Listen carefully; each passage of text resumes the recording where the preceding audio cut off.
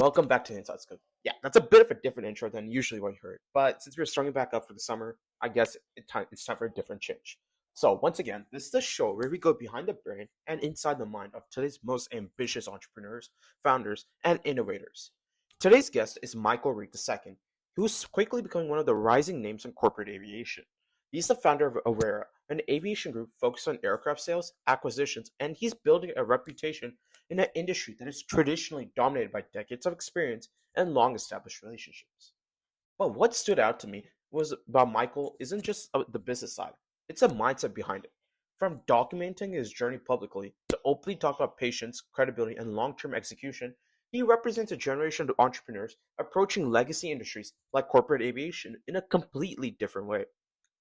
In this episode, we dive into corporate aviation, the future of jet brokerage, building trust in high-level industries at a young age, personal branding, discipline, and what it really means to go all in. So, I hope you enjoyed this episode. And before we dive right in, I'd like to shout out a couple of people who truly made an impact on this podcast. First of all, I'd like to shout out Abhinav for building my new website. He cold DM'd me on Instagram and asked if he could build my website. I was a bit skeptical at first, to be honest, but he truly impressed me by showing his past experience and how he'll do it for free even. I took a shot on him, and I like to say he truly overdid his job. He did amazing building my new website, and I like to shout out him at his hustle. He's doing something great, and if you want to get your website done by him, you can reach out to me, and I'll connect you with them. And with that, let's dive right in. You having? Yeah, thank you so much for taking the time to speak with me. So, why don't you introduce yourself first of all, and what you do?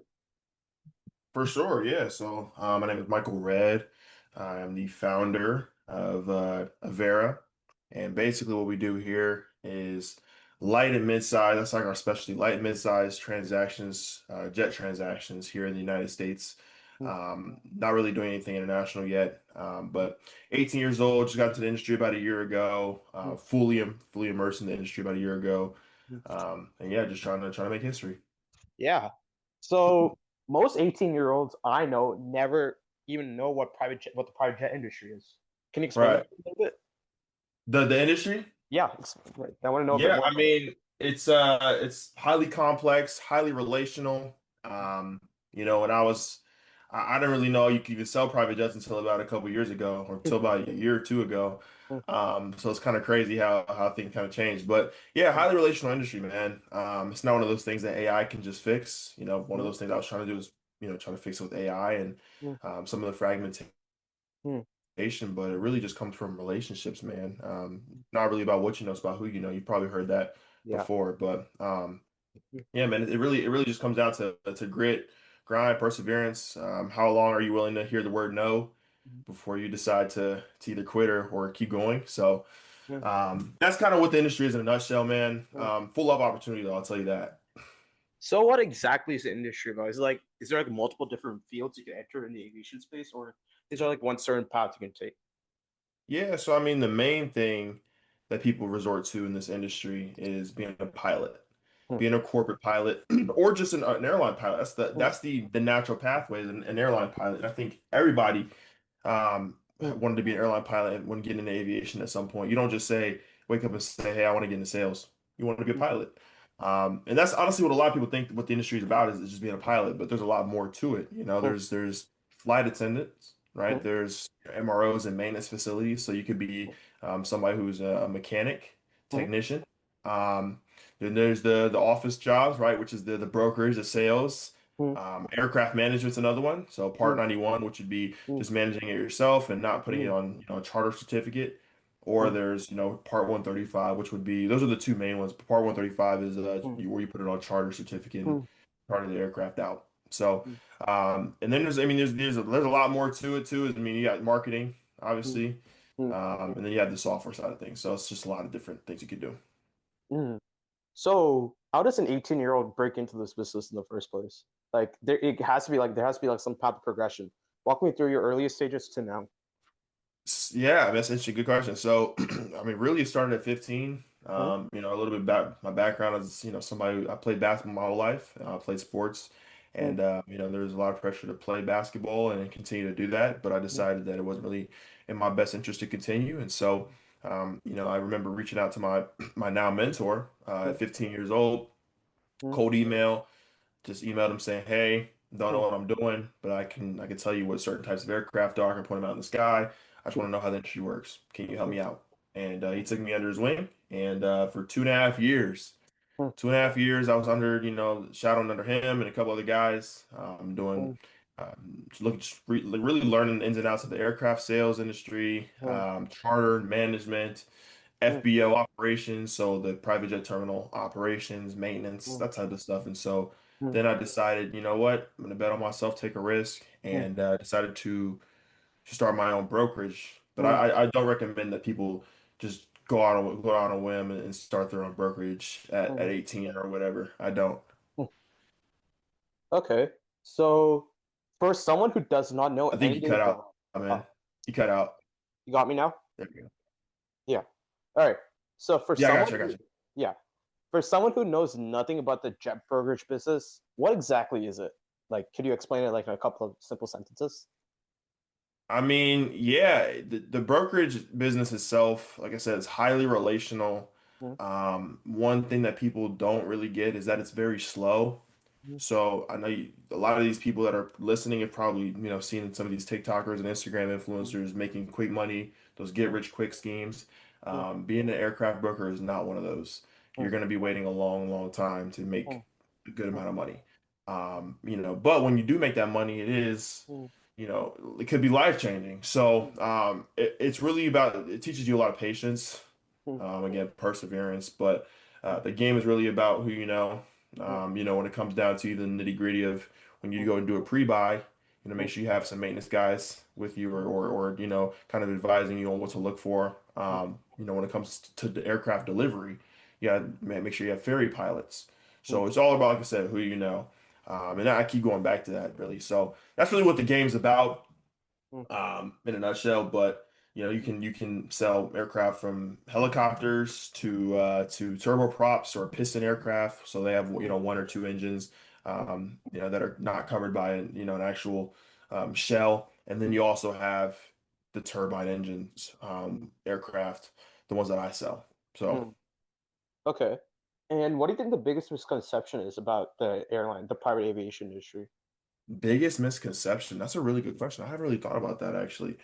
Mm, I think the biggest misconception mm, is that the barrier to entry is a lot higher mm, than people think. mm, So there's some people on YouTube that I know mm, that like to say it's easy mm, and anybody can do it. mm, That couldn't be further from the truth. mm, I think that you have to have a certain type of mentality. You have to have that level of dog in you mm, to be able to kind of fight through mm, what this industry throws at you. So I said the biggest misconception is that the barrier to entry is mm, low, mm, or I guess higher than people think. mm. Okay. And what separates a good broker from an average broker? What would you say? Good broker versus an average broker. I think, an average broker is gonna just try to make a deal work, Mm, for their commission mm, and not really care about the client. mm, That's something I've seen multiple different times, is that they kind of overlook what the client actually needs. So if a mm, client says, for example, "Hey, I need a Gulfstream G550," mm, they don't really kind of dive deeper and ask those questions of why do you need it? mm, How many passengers are you carrying? Because honestly, what the client might want might not be what they need. And so as mm, a broker, it is our job to find what they need rather than mm, what they want. mm, So the average broker is going to just, see what's going to fit their commission check and what they want out of it. But a good broker, or a great broker, I should say, is going to be dissecting every little detail to make sure that what they want is really what they need. mm. Does that build over years of experience, or is that something just like a personality someone has? I would say honestly, it's both. Mm, I think, yeah, it comes from experience, but also mm, you gotta have a moral compass. You gotta be integral. mm, And some people in this industry just aren't, but they mm, have decades of experience. mm, So it kind of, those type of people are the people that, mm, have experience and are mm, quote unquote killers, but also have a killer or be killed mm, mentality mm, where they're not necessarily worried about anybody else but themselves. mm, So it's really about both, man. You gotta have a moral compass, but you also gotta have the mentality, mm, and the experience level as well to have that built up. mm. Okay. And I'm gonna be honest, I'm an av geek myself. I love planes. I love anything to do with the Yeah, aviation man. industry. Oh, And yeah. one of my favorite things to do is just go plane watching. Do you have any kind Yeah. of favorite, do you have any favorite planes that you want to like shout out real quick? Like any favorite types of planes? Could be Oh any man, I mean the Challengers, the Challenger. Are you talking Challengers. just business aviation specifically, or are you No, you talking could do like? anything. You could do fighter planes. You could do commercial. You could do anything. It's the world's open. Yeah, yeah. I think I like the ERJ 175 Mhm. LR. Mhm. Those will have the enhanced winglets. You probably see a lot of American Yeah, Airlines, yeah, American Eagle Airlines yeah. have those. And then as far as business aviation. Yeah, the Challenger line, Mhm. especially the Challenger 350 and 3500 series, Mhm. that has a special place in my heart, genuinely. So I Mhm. think shout out to those two, shout out to Bombardier, and shout out to Embraer for creating such Yeah. wonderful aircraft. I hope to own, a Challenger one day, and or charter on a Challenger in a couple years, and yeah, those are like my two Mhm. favorite, I guess, for right now. You don't like any big commercial like Boeing and Airbus ones? I mean, I like the 777 200 Yeah, I like series that too. like that. I think for Airbus, I love the A321s. Mhm. Love those aircraft. Mhm. So I mean, A350 is another one. Mhm. A350. Mhm. And then also a niche one is in the A330 800 Neo. So that's a little bit of a niche one, but Mhm. those are like my favorite. If we were talking about heavy, like wide body aircraft, those would be some of my favorites. What What about you, about yourself? fighter? What do you like? Oh, me, I love the A350 and I love the Dreamliner. Those are my two Yeah. favorites. Yeah, Yeah, yeah, Dreamliner is amazing. yeah, Dreamliner. I've been on it a couple of times. It just feels so good. And the A350 is kind of like the A380, but just like it's just the first floor of the A380. I believe. Right.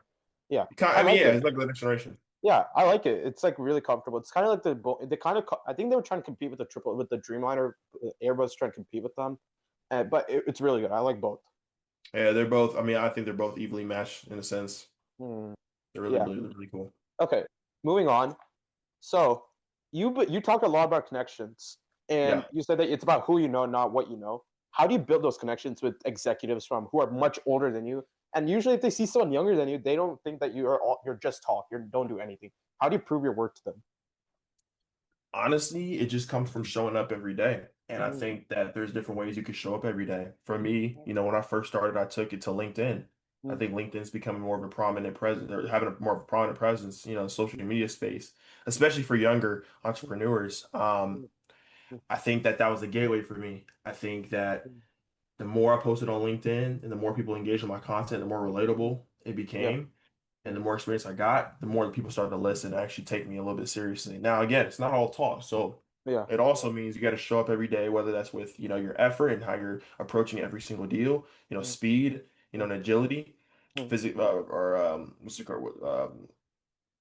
Theoretically speaking, mm, obviously. But mm, no, I mean, I think showing up to events too. mm, Showing up to events, mm, it's a little bit of a commitment sometimes financially to get mm, to some of these events. But if you mm, have the money, join one of these join one of these great communities. I have one now. There's another one called GLADA. There's another one called NBAA. So if you mm, join those communities, they have, scholarships, they have mm, events that you can go to, and they have, mm, sponsors and vendors that can get you passes for mm, free. You just got to pay the travel. mm, But that's how I'd say you get taken seriously and you kind of get more involved and connect and build these connections, mm. and invest heavily in business cards because they run out quickly if you are social. Yeah. Okay.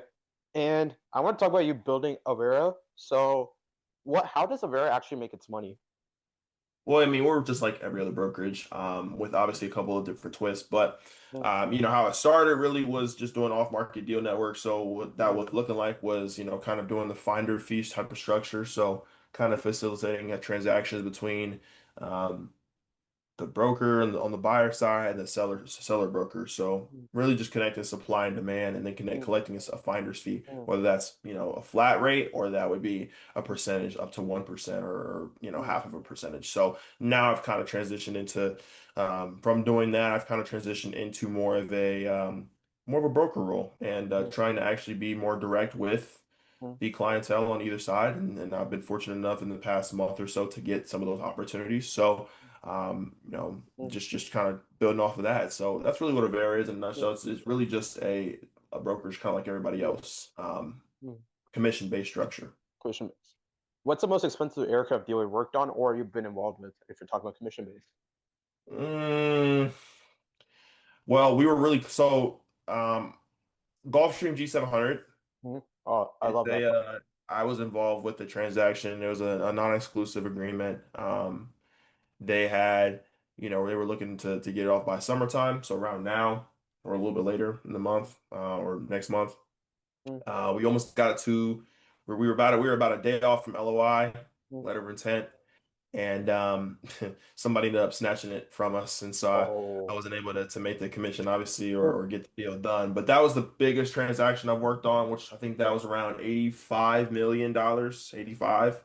Oh my Um, God. so Yeah. it's just kind of a testament to, like I say, I'm excited. I'm excited about it because it's easy to get upset about it, but I'm excited because again I'm 18. 28 Yeah. at 28, 10 years. It's almost like Mm, one of those closings is inevitable if you mm, work on it at 18. So that's the biggest one. yeah. It sucks that it fell through. I Yeah. mean, it Mm, happens a lot with yeah. what I do, Mm. but How do you move yeah. on from that?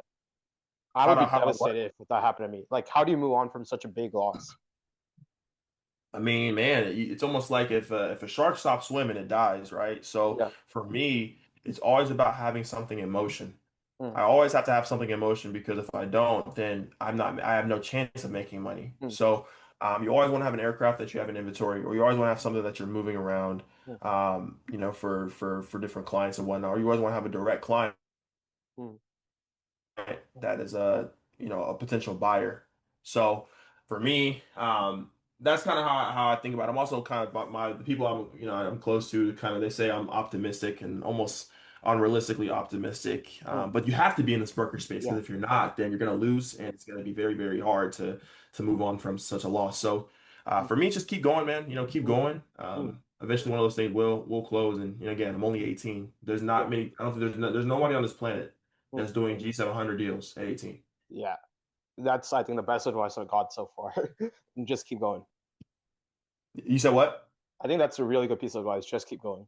Yeah, man. Yeah, yeah, yeah. I mean, that's all you can do, right? That's all Yeah. you can do. All you can do in this life is try, Mm, and keep going and continue. So fighting through adversity, biggest thing I've learned for sure. mm. Okay. So you chose building your own business on aviation or taking the traditional college route, right? How difficult was that? Not difficult at all. Mm, Because I'm first off, I wasn't really somebody that was interested in going to college unless it was for basketball. mm, Okay, now you take basketball out of the equation, and now I don't want to play, and now I don't want to go to college at all. mm, So I think I graduated honestly with like I think a sub 3 GPA, mm, sub 3.0 GPA. I think it may have been 3.0. It might have been a little bit higher. I don't really know, but I mm, definitely know it wasn't higher than 3.2. mm, So I'm not I wasn't really a school guy, and I don't know if you've heard before, but I've said before, school it teaches you system thinking, it teaches you how to be an employee, which is not a bad thing, but it just wasn't for me, and so mm, I decided I was like, you know what, I'm mm, gonna take a bet on myself again, really because of the position I'm in, and I'm very very blessed, so I was able to start a brokerage at such an early age and bet on myself in such a way. mm, Um, but it wasn't a hard decision at all, man. mm, I've never been somebody that's followed the crowd. I've always kind of just been flown alone and flew solo. So, um, mm. yeah, man, it wasn't hard. Did your family support you in building your entrepreneurial dreams in the early or Absolutely, yeah? absolutely. My family is the only reason why I'm doing this right now Mm, because of how much support I've gotten from them, and also family, but also friends as well. mm, And some of my family friends. Support has been unwavering. mm, And honestly, I mean, again, like I said, I wouldn't be in the position I'm in right now mm, without them. So, um, mm, all thanks to them, glory to God. Yeah, man, it's a very fortunate position to be in for mm. me. Walk me through a day in the life of you, because a traditional college student just goes to class and goes to some clubs, but definitely not for an entrepreneur. Walk me through a typical day in life for you. Typical day in the life for me, man. Honestly, it's different every day. But I Mm, will say, like, wake up, mm, guaranteed five mm, calls minimum. that mm, day. And not even that's not even outbound. mm, It's just straight inbound, and that's just straight like me trying to connect with other people and yeah, kind of update myself on the markets and whatnot. So minimum 5 calls a day. mm, Get lunch, what I'm saying? Try to do some physical exercise. Some days I'm doing it, some days I'm not, trying to get better at it. But and then try to post on LinkedIn or try to look at what everybody's talking about on LinkedIn and update myself on that. And then, mm, at the end of the day, kind of just watch some games and whatnot. But mm, it definitely is a grind. I would say I am definitely a night owl, so I wake up a little bit later, but I'm also up, mm, at 3 o'clock in the morning. So my sleep schedule is a little bit jacked up mm, compared to most brokers. But I also think that's an advantage though, because a lot of brokers that might, when they're in their older years, they have a family, mm, they have responsibilities. So for me, I can stay up whenever I want, do whatever I want, mm, and be the best at it. mm. What sacrifices have you made because of that? Sacrifices? I Yeah. mean, one of the things I'll say is I sacrificed, I sacrificed everything. I Mm, say that to everybody. I sacrificed everything. I sacrificed my friend group. mm, Now I'm sort of alone, kind of mm, lonely. So mm, sacrifice my friend group. I've sacrificed um, going to college. mm, I've sacrificed a little bit of mental health, I'd say. mm, mm. And gotten some little bit more gray hair than I want to have because it's Mm, stressful. mm, mm, But I mean, I've sacrificed a lot of energy, mm, a lot of effort. mm, Sacrificed it all, man. mm, Even though I'm in a great position, you still have to sacrifice. You still have to bleed. mm. So the That's something I was trying to avoid when I was a little bit when I was mm, just getting started. But you can't avoid it if you want to be great. So mm. that's that's sacrifice it all, man. To be That's a honest. lot of deep sacrifices. Okay, I'm gonna switch gears a little bit. I'm gonna take it back to your network. All right. If you lost your entire network, how would you rebuild it? Because like you said, you need relationships in this industry. How are you gonna rebuild it? That's a really good. I've never thought about how would rebuild it, man. I think the first thing that you want to do Mm, is create content great on content. LinkedIn. Mm, I would restart. I would do that all over again because mm, creating content is, I feel like, in mm, this day and age, essential. mm, Some brokers aren't gonna tell you that, but it's essential. The mm, second thing I would do is join a networking community. mm, So, for example, one of the ones I'm a part of, shout out Glada. mm, Glada has been very, very influential for me. It's the global license uh, mm, Aviation Dealers Association, I mm, think that's what it is. mm, Yeah, I think that's what it is. Forgive me if I'm wrong, Christine. I'm sorry about that, but yeah. No, yeah, but so glad I would join Glad again. And try to, immerse myself in there are some regional events that, I'm from Ohio, so there's some regional events around Ohio and just in any state they have their own like local NBAA type of forum, regional type of thing. So I would do that, stay involved with my local regional forum. This is if I couldn't travel much, and build it up again. That's mm, kind of how I would do it. mm. Is there any specific conversation that changed the trajectory of you building your business and career? Um, I would say one of them, the ones that comes to mind is there's two of them actually. Mm, The first one is again, I was talking to an industry leader mm, and guy who sold a ton of jets. mm, And I had talked about how, or he had brought up the fact like that I was only 18 mm, and that again in 10 years everything would be, mm, if I kept going at it the way I'm going at it, I'll be fine. mm, That kind of stuck with me because it took a lot of pressure off me. mm, So that's the first thing. mm, Number two is I had a conversation with another one of my mentors who had said, "How you do anything is how you do everything." And I mm, think for the majority, I think for the majority of what he's saying, he's right. mm, I think there's certain instances where that doesn't apply, but I think for the most part, he is correct. mm, Um, how you do anything is how you do everything. So how you approach, your personal life is how you approach your business life. mm, And whether you liked that or not, that's mm, how it is. So those are the two that I've taken away. I'm trying to think of a third. I really am, but I don't really remember too much right now because I'm kind of got put on the spot for that. So those are the two that I've taken away personally, though. Hmm. Do you think having impactful conversations like make changes a person's like life? Absolutely. Hmm. Absolutely. For Hmm. sure. For sure. I think there's lessons in everything. So, anytime that somebody comes up to me and wants to give me advice, especially somebody who's older than me and more experienced, I always listen. Hmm. If you don't listen in this industry, you're not gonna succeed. Hmm. You need to humble yourself, Hmm. and you need to be able to listen, be coachable, Hmm. because you don't know everything. And this actually applies to older folks in this industry as well. You don't know everything. Hmm. You might think you do because you have years of experience, but you don't know everything. Hmm. So that's one thing that I've taken away, is to be coachable, be humble, Hmm. Hmm. always listen, not listen to respond, but listen to understand. Hmm. So for me, um, just kind of being just having showing humility and Hmm. kind of listening, Hmm. you know. Okay. On the topic of failure, what's one thing, something you failed at least once that helped you right now in your current day? Um, well, I raised funding for a project that I had wanted to work on in the broker space, but with AI. Hmm. And it was a decent amount of money, and we did not succeed Hmm. in doing that. Hmm. And the reason why is because with this industry, for me, my mindset back then was really like it has to be perfect before you Hmm. release it to the public, especially like something like brokerage. Hmm. But what I've really learned is that MVPs are very, very powerful, and Hmm. that how do you know what MVP, what is necessary to add in version one Hmm. if you don't already have hands-on experience and go through it Hmm. yourself without that system?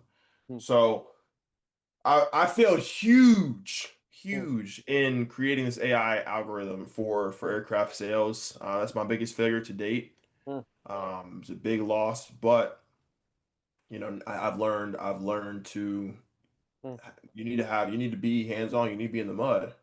Hmm. So that's why I say I've only been doing aircraft sales for 6 months because I really have been hands-on for only 6 months, or 5 months, almost Hmm. 6 months since Hmm. January. So got to experience it to be able to fix it. Exactly. Yeah. Would you say that's your lowest point of your entrepreneurial journey, or is there something even lower than that? Lowest point? Nah, you know what? I'd say the lowest point actually, to be honest, is right now. Hmm. Um, going months and months of with virtually nothing Hmm. to show Hmm. is very, very emotionally taxing Hmm. because I say this about brokerage. Brokerage is super unfair Hmm. because you can have months of doing absolutely nothing or not doing absolutely nothing, absolutely like having nothing to show, Hmm. even though you're working super hard, but you're required to maintain the same effort Hmm. in attacking Hmm. and getting a listing or getting a client every single day Hmm. Hmm. with nothing to show. Hmm. But then one day you can get lucky, and then all of a sudden $200,000 is deposited into your account, Hmm. and it makes everything worth it. So it's very, very unfair, very unfair, very Hmm. unfair. But it's right now it's been the lowest point. Just Hmm. because of how hard it's been, and the reality check of like I'm not at a brokerage. I have my own. Hmm. I don't have a team. Hmm. It's just me, myself, and I. Hmm. So that's been the hardest part is knowing, okay, I only have me. I have my network too, but I only have me truly. Hmm.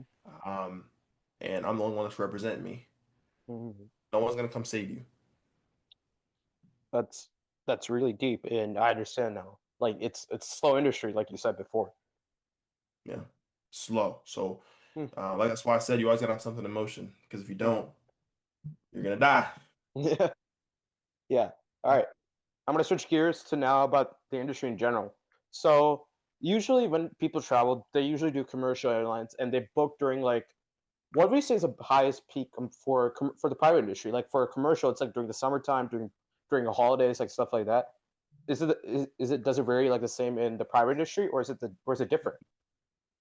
I mean, that's yeah, I think you're gonna see a lot more travel probably peak in the winter months. Mm, But I also think it's very much a regional thing as well. I'm just specifically talking about the U.S. here, by the way. yeah, US. Um, I think it depends on the region. So you're going to Mm, see a lot of travelers in the Midwest, mm, Northeast, Northwest travel down south. mm, Whereas, in the winter months or in the summer months, you might see a lot of the mm, southern regions fly mm, north. So it just kind of depends, honestly. But I'd say you're going to see a lot more travel mm, in the winter months. But it's also mm, you can also see a lot of patterns when it comes to events, certain mm, events like the Super Bowl, mm, NBA Finals, mm, boxing events, like mm. that type of like I don't know if you saw, but San Francisco, that's where the Super Bowl was this year, I think. Yeah. The amount of aircraft that were there, Mm, they had to literally fly to different airports because the ramp was too full. mm, So that's the type of stuff that sometimes it's from events, but also sometimes it's just seasonal. So mm. I'd say winter months though. Winter months. Okay. And let's say I'm a top level executive. I have the funds to go do private aviation and fly to my business place, or I can take a first class ticket on a commercial airline. Why should someone pick private aviation over commercial aviation? Entirely depends on your mission. So, I mean, if you can paint the scenario a bit more, like Hmm, what I would ask you is like, where are you flying to? hmm, How many passengers are coming with you? And then also on top of that, like how many bags? hmm, So, I mean, that I wouldn't say one over the other. It just really depends on how you value your time hmm, and if it makes sense. Like if you're flying international and you don't have your own jet, hmm, I'd highly recommend you fly first class. hmm, Those charter quotes hmm, for LA to New York, or not LA to New York, LA to London, hmm. brutal. You're looking at over 200 grand. For just one trip. Yes, one trip, Oh 200 my grand. god. So, but if you buy a jet, Hmm, different economics. hmm, So, a lot cheaper. hmm, But yeah, so I mean, it really just depends on your mission, man. I can't really say if one is better than the other. hmm, It kind of just depends on your mission because you can have the money, but doesn't mean you need to spend it. You hmm, know. hmm. Okay. All right. I'm gonna do some rapid fire with you. Are you ready for it? Sure, let's do it. All right. Biggest business influence. Oh, dang. Is he rapid fire too? Yeah, one word Woo. answers. One, less than a sentence. Come on. Okay, hold on. Okay, well, I got. Oh, damn. Okay, all right. I'm gonna do better. I'm gonna do better. The next ones, but Grant Cardone, Grant Cardone. I love him too. All right. Favorite aviation book, or do you have like a favorite aviation like inspiration, something like that? Sully, Sully. Yeah. All right. One skill every entrepreneur should learn. one skill. Yeah, every entrepreneur should learn. Ooh, adaptability. Adaptability. Most underrated networking tip. Adaptability or versatility. Versatility. Biggest goal for Avera for the next 5 years. Uh, top brokerage. Top Well, row. like one of them. All right. When people hear your name in 10 years, what do they hope they think of you? One of the best ever. One of the best ever. All right. That's good. That's it. You did really good on that. I tried. I tried, man. Also, I'd say I want to backtrack. One of my okay, so inspiration. I said Sully, which he is one of them, but I think a guy named Steve Versano. I model my appearance like when it comes to like presentation, and I model like how Oh, is he he the one? Is he like the one that has like a jet in his the office? jet business, the jet Yes, board. Yeah, yes, yeah, yes. yeah. I watch his TikToks. I watch his TikToks. Yeah, Yep. So see how you know him, and you yeah, don't know other brokerage firms. yeah. Yeah, that's exactly what I want to do. So, Mm, he's my inspiration, but everything else is accurate. Yeah, yeah, yeah. I like him. I like his videos. His videos are really good. yeah, yeah. He's the best, man. I can't wait to meet him. And when That'll we, be it. he's based out in London though, so do you think location's a big factor in this business, or can you be based out of like in Nah, Hawaii? doesn't matter. Doesn't Doesn't matter. matter. Mm, Doesn't matter. Especially with content, it doesn't matter. mm, You can be based anywhere. You can do a cloud-based brokerage, which is kind of what mine is. mm, It doesn't matter. The only thing I would say is if you have aircraft that are international, um, make mm, sure that you're able to get to the pre-buy inspections. That's all I'll say. So if you're in Hawaii and you have a pre-buy in Florida, make sure you get to that. mm, Um, but sometimes also you can send a representative as well. It's not like you have to go to every single pre-buy, but mm, um, that's something I'd say. But no, it doesn't matter. That's why Steve has clients all over the world because he does content and because he attracts mm. people all over the world. Okay, now let's talk about the future of the aviation industry. AI is the biggest thing in the world. How do you think AI is Yep. going to impact aviation in the future? Because you said you did something with that, with AI. I mean, yeah, it depends. I think AI is going to have a huge impact. Especially with yeah, I think especially with sales, but specifically maintenance is going to be the biggest impact. I feel like Mm, predictive maintenance has been something that people have been trying to figure out for years, and now they're starting to get it with AI. mm, But I think it's going to impact specifically. I'm just talking about my space with because it's something that people don't really talk about. I think it's going to impact the sales space dramatically because then you can start to identify seller patterns, right, and buyer patterns. So then predicting who's going to buy next, who's going to sell next because of certain algorithmic patterns. So combining certain scores and whatnot. I'm not going to get into that because I don't want to give any sauce away to any broker out there, but because I don't even think they're going to implement it anyway because it takes a lot of time, money, and effort. But um, yeah, that you're going to see AI transform the aviation industry, whether people like it or not. And there's some people that are just not going to change their ways because they have the old-fashioned way of doing things, and the saying, if it ain't broke, don't fix it. So they're not going to just change based off of what everything else is everybody else is saying. But that's also going to kill them as well. It's going to leave them behind. I mm, will say. So I think you're going to see in the next 10 to 15 years, when it comes to brokerage specifically, you're going to see a lot more younger guys come into play. mm, Because a lot of these guys are retiring now. mm, Some of the older guys are retiring, and somebody else has to step up to the plate. And so mm. that's the position. That's why I'm positioning myself the way I am. Yeah. Is because I know in 10 years I'll be next up and be Mm, and handling it. So, mm, but AI to answer your question is gonna have a huge impact in mm, aviation. Predictive maintenance, charter, mm, utilization is another one. So it'll be huge, man. It'll be mm. huge. Okay. All right. My last question to you is, what advice would you give to an entrepreneur who's, let's say he's 15 or 16, like when you first got into this industry, how to just start their business, like overall business advice? What advice would you give to them? Overall business advice. Yeah.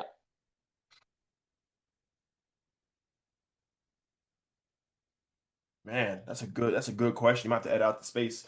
Nah, I would say honestly, keep learning.